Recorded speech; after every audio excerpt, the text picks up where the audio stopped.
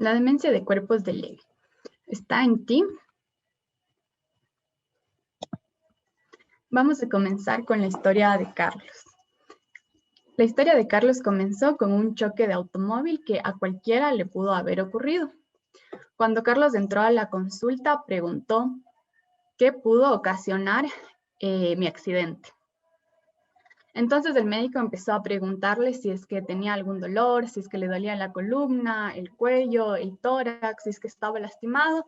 En fin, empezó a indagar sobre el estado físico de Carlos. Pero Carlos le dijo, no, yo estoy físicamente bien, no me duele nada, pero estoy muy preocupado. Estoy preocupado porque no sé qué pudo haber causado el accidente. Entonces el médico sintió confusión y le preguntó directamente qué era lo que le preocupaba. Carlos entonces explicó que así había comenzado la historia de su padre. Al principio, su padre tuvo un choque automovilístico que, a pesar de no haber sido grave, se fue repitiendo con el tiempo. Ya no era un episodio al mes, eran 2, eran 3, que podían parecer no graves, pero ya no eran una casualidad. Y fue por eso que consultaron al médico con su padre. Fue entonces ahí cuando su madre también comentó que ella notaba que antes de esto ya existía cambios del padre cuando dormía. Decía que a veces tenía movimientos y que a veces se golpeaba a él mismo, pero como nunca atentó contra ella, ella pensó que era algo normal, cosas de la edad, y nunca le preocupó. Entonces, lo que en realidad les preocupó era cuánto común eran los accidentes de automóvil. Entonces, este fue solo el comienzo. Luego de eso, el padre de Carlos ya no podía caminar, no podía levantarse, no podía movilizarse con facilidad, ni siquiera podía comer. Entonces, Carlos nos decía que al final, incluso su padre necesitó movilizarse con una silla de ruedas y que comía a través de un tubo. Nos comentó que él sabía que la enfermedad no era Alzheimer, pero que no recordaba si es que alguna vez le explicaron de qué enfermedad se trataba, y ya que solo lo único que sabía con certeza era que no era Alzheimer. Entonces, ahí empezaron las verdaderas preguntas que Carlos tenía hacia el médico. Carlos preguntaba si es que sabe cuál es la enfermedad, si es que sabe cuál es la enfermedad, si es que él la puede heredar, si es que existe una forma de saber su pronóstico y si es que si la tiene, hay un tratamiento ya hoy en día. Entonces, la verdad, el médico no tuvo ninguna respuesta. En realidad, el médico no sabía el diagnóstico que tenía el padre de Carlos y tampoco tenía ninguna respuesta específica para todas las preguntas que en ese momento estaba haciendo Carlos. Entonces, en este momento me gustaría que la audiencia me diga si es que, a través del chat, si es que tendría una respuesta para las interrogantes de Carlos.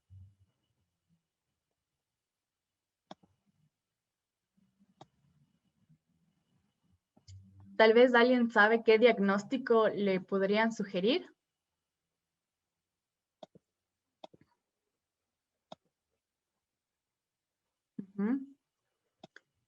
Sí. Veo que algunos sugieren Parkinson por los movimientos y otros dicen que se imaginan que por el título de la conferencia, demencia de cuerpos de Lewy. Y bueno, esta era una respuesta que yo ya me esperaba. Y sí, entonces quisiera hacerle una pregunta a la persona que dice demencia de cuerpos de Lewy, si es que hubiese pensado en este diagnóstico en un contexto diferente al de esta conferencia.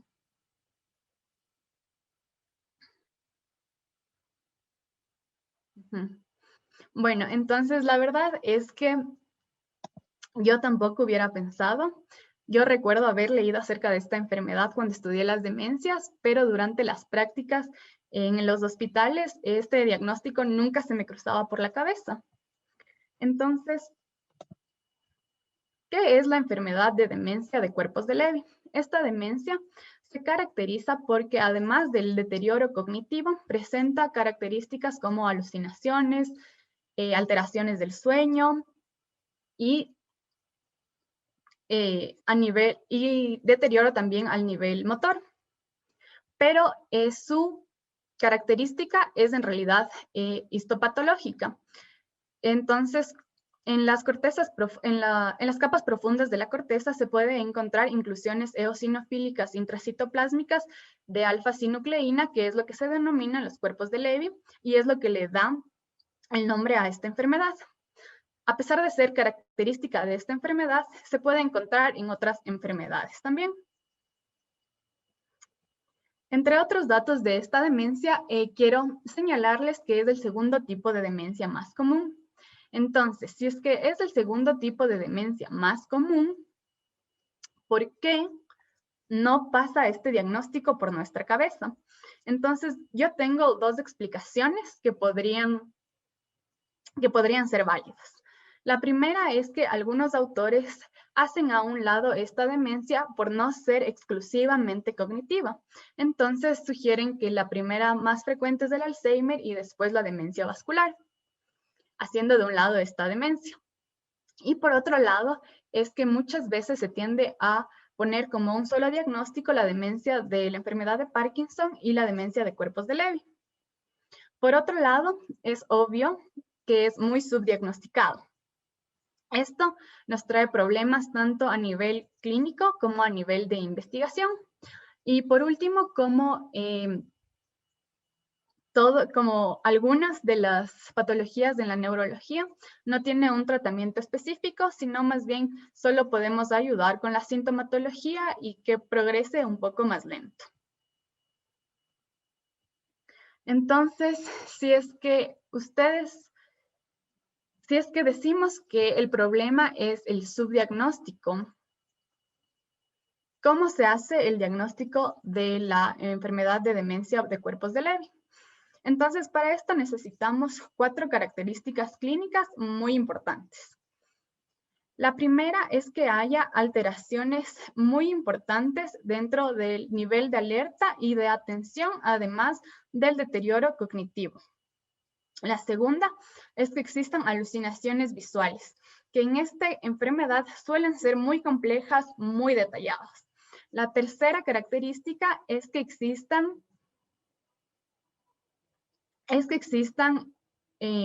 alteraciones en el sueño de tipo REM. Generalmente estas alteraciones suelen preceder al deterioro cognitivo. Y por último, debemos hablar del componente motor. Entonces necesitaremos que exista alguna característica del parkinsonismo en esta enfermedad, que puede ser o bradicinesia o rigidez o temblor de reposo. Cuando tenemos 2 de estas características clínicas presentes, podemos pensar que el diagnóstico de demencia de Levy es muy sugestivo. También se puede pensar con una de estas características. Además de eso, nos podemos guiar de biomarcadores que pueden apoyar al diagnóstico. Sin embargo, ningún biomarcador hasta la fecha es lo suficientemente sensible o específico y ningún biomarcador puede determinar el diagnóstico. Entonces, el diagnóstico queda básicamente en clínico y dentro de estos criterios. Ahora que les he explicado cuáles son estos criterios, quisiera que tal vez en el chat me digan cuál ven que es el problema con estos criterios.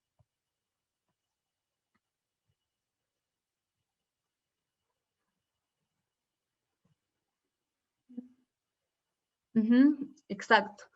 Unos son inespecíficos. ¿Alguien más tal vez tenga alguna idea de qué es? No es tan diferencial, no son específicos. Ajá, y también se solapan los criterios diagnósticos con otras enfermedades. Es este un problema muy grave, ¿por qué?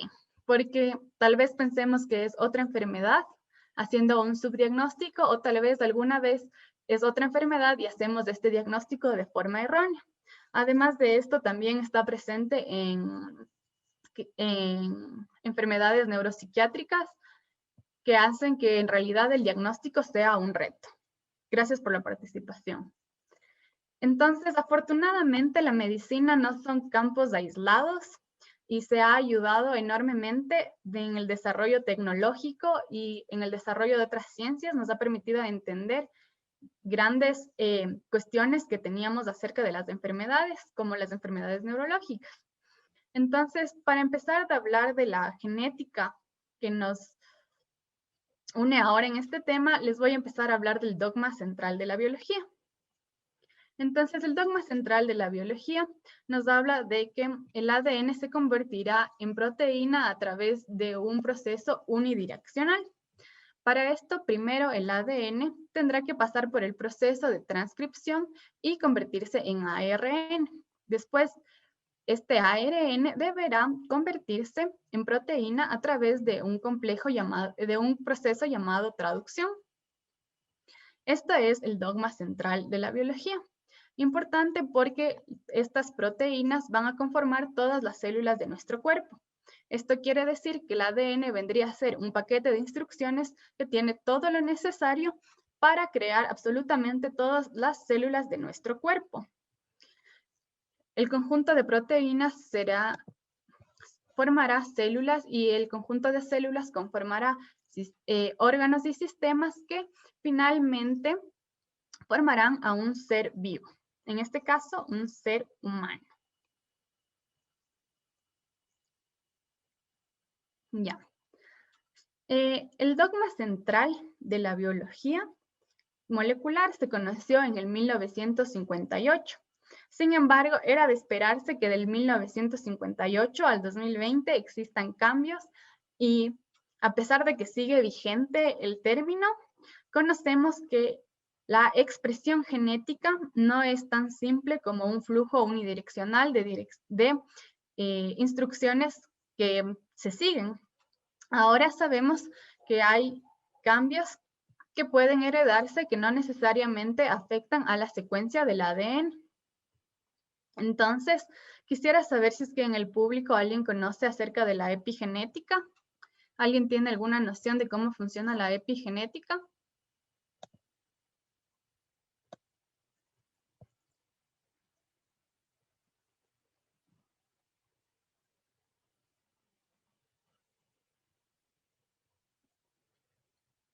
Algunos me dicen sí, otros me dicen que saben que se hereda. Ya, listo.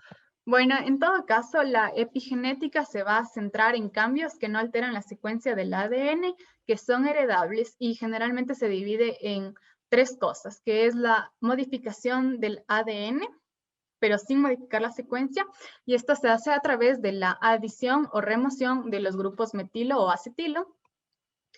Y también hay la alteración de las histonas y también la intervención de los diferentes tipos de ARN. Lo interesante es que la epigenética puede estar influida por el tipo de vida, la alimentación y la exposición a diferentes factores ambientales. Entonces, cuando hablamos de las ciencias ómicas, cuando agregamos el término oma o ómica, estamos hablando del conjunto de determinada molécula. Es decir, si es que yo les digo que vamos a hablar del genoma, vamos a hablar del conjunto de genes. Y si es que yo les digo que vamos a hablar del proteinoma, vamos a hablar del estudio del conjunto de proteínas. Es decir, no voy a estudiar gen por gen o proteína por proteína, sino el conjunto de todos estos. Entonces, dentro del área de las genómicas, que es la que más se estudia, ya hay estudios acerca de la demencia de cuerpos de Lewy desde el 2018. Cuando se estudió esto, pudimos observar que existen tres locus que se ven involucrados, el ApoE, el SNCA y el GBA. Estoy seguro que muchos de ustedes reconocerán por lo menos el ApoE, ya que este locus se ve como un factor de riesgo en el Alzheimer. Y algunos de ustedes también reconocerán el SNCA y el GBA como locus de factor de riesgo para enfermedades como Parkinson. Y esto nos trae un dilema. ¿Es entonces la enfermedad de demencia de cuerpos de Lewy una entidad única o es parte de un espectro entre el Alzheimer y la demencia por enfermedad de Parkinson? En este tratando de elucidar esto, se han hecho 3 estudios genómicos que han confirmado los datos que les estoy presentando en este momento. Y también se buscaron otros genes que están involucrados en esto, como es el MAPT. Además de eso, también nos ha ayudado a entender la heredabilidad, que en un principio se estimaba que era de un 36%, pero con los estudios actuales se estima que en realidad pertenece a un 59.9%. El locus de MAPT se buscaba que esté alterado en la búsqueda de asociar a la enfermedad de demencia de cuerpos de Levy a la enfermedad de Parkinson. Sin embargo, no se encontró en ningún estudio a pesar de que se lo buscaba intencionalmente. Esto nos apoyaría a que la demencia de cuerpos de Levy tiene un perfil genético único, que es la teoría que en el 2020 es la que más apogeo tiene dentro del estudio genómico. En cuanto al epigenoma, me gustaría recalcar 2 cosas importantes. El epigenoma nos debe llamar mucho la atención porque, como dije, se puede heredar, pero a diferencia del genoma, este es modificable. Esto hace que la comunidad científica crea que pueda ser alterado y pueda ser objetivo de tratamientos. Además de eso, hay otra diferencia con el genoma, ya que el epigenoma varía de célula a célula y de tejido a tejido. Nuestro genoma es igual en nuestro hígado y en nuestro riñón. A pesar de que se exprese distinto, el genoma es igual. En cambio, el epigenoma es diferente en nuestro hígado y en nuestro riñón. Entonces, como les expliqué, cuando hablamos de cambios epigenéticos, hablamos de metilación. Existe una hipometilación a nivel de islas CPG en los cerebros de los pacientes con demencia de cuerpos de Levy en comparación con los cerebros que no tienen patologías o que tienen otras patologías neoplásicas. Entonces, con el objetivo de ver cómo estaba la hipometilación o la hipermetilación, se buscó cómo estaba la metilación a nivel de este locus ANK1 y se vio que efectivamente en los de cerebros con demencia de cuerpos de Levy existía una metilación alterada a nivel del área de Brodmann 9, mientras que en la corteza entorrinal existía una hipermetilación solo cuando estaba asociada con la enfermedad de Alzheimer. Esto era algo que ya se conocía de la enfermedad de Alzheimer, por lo que se cree que no es exclusivo de la demencia de cuerpos de Levy. Por otro lado, el proteinoma es interesante ya que este no busca elucidar causas ni tampoco pronóstico, pero sí busca encontrar biomarcadores que nos puedan ser útiles al momento del diagnóstico, que como vimos es un problema importante en esta enfermedad. Dentro de esas existe investigación y han encontrado muchas proteínas y péptidos que al momento de cuantificarlas están en disminución en personas con enfermedad de demencia de cuerpos de Levy, pero también existen otras que están más bien en aumento y dentro de estas son las que han sido más prometedoras en el estudio. Sin embargo, cabe decir que todavía el estudio es inmaduro y todavía no se ha hecho estudios a gran escala, por lo que todavía no contamos con esta información. Entonces, quisiera decir que parece que la demencia de cuerpos de Levy tiene un perfil genético único. Sin embargo, es innegable que comparte características clínicas, histopatológicas e incluso genéticas con otras enfermedades. En cuanto a Carlos, solo quisiera acotar que tal vez todavía no tengamos las respuestas, pero estamos mucho más cerca de tener una adecuada respuesta. Tal vez en algún futuro nosotros le podamos decir, mira, tu perfil genético es muy semejante al de una persona con demencia de cuerpos de Levy, o mira, tu perfil genético no es para nada semejante al de una persona con demencia de cuerpos de Levy. Y por último, si es que diagnosticamos la enfermedad, podamos decirle una información acerca de su pronóstico y del tratamiento que podría tener. Listo. Muchas gracias. En este momento concluyo con mi presentación acerca del tema y les voy a comenzar a hablar de mi experiencia en Neuralink. Y bueno, les voy a empezar diciendo que cuando yo vi por primera vez el grupo, me transporté a cuando yo estaba en cuarto año y yo le dije a mi profesor de neurología que no me gustaba la neurología porque sinceramente me parecía frustrante, porque el diagnóstico me parecía divertidísimo y un reto, porque estoy segura que a todos nos hemos sentido súper felices de resolver un caso, de resolver alguna prueba en la que el diagnóstico parecía complicado, pero al final lo hicimos y lo hicimos bien. Pero sin embargo, cuando yo estaba en las prácticas, me daba cuenta que bien, tal vez esté muy bien los criterios del Alzheimer y podemos diagnosticar, o sabemos bien qué pasa cuando determinada sección sufre un accidente vascular. Sin embargo, todavía no tenemos las herramientas ni tratamientos específicos. Entonces le decía, sí, tenemos un tratamiento de Alzheimer que ni siquiera sabemos si sirve o no y cuánto le cuesta a la paciente y así. Entonces yo sostenía que la neurología era frustrante y entonces este docente me dijo, pero eso va a cambiar. En el futuro la neurología ya no va a ser así. Entonces, esa fue a la experiencia que me transporté en cuanto vi esta iniciativa. Y dije, bueno, o sea, de verdad la neurología puede cambiar y qué chévere que el cambio pueda ser en nuestra institución, como que tal vez el cambio no va a ser de Estados Unidos o de otras potencias. Entonces a eso fue a lo que yo me transporté cuando vi este grupo.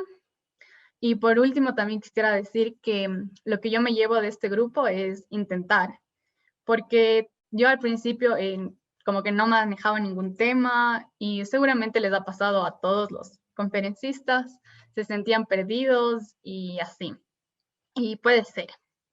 Pero sin embargo hemos intentado y seguramente sabemos mucho más que lo que sabíamos hace un año o hace 6 meses y sabemos mucho más esta semana, ¿no?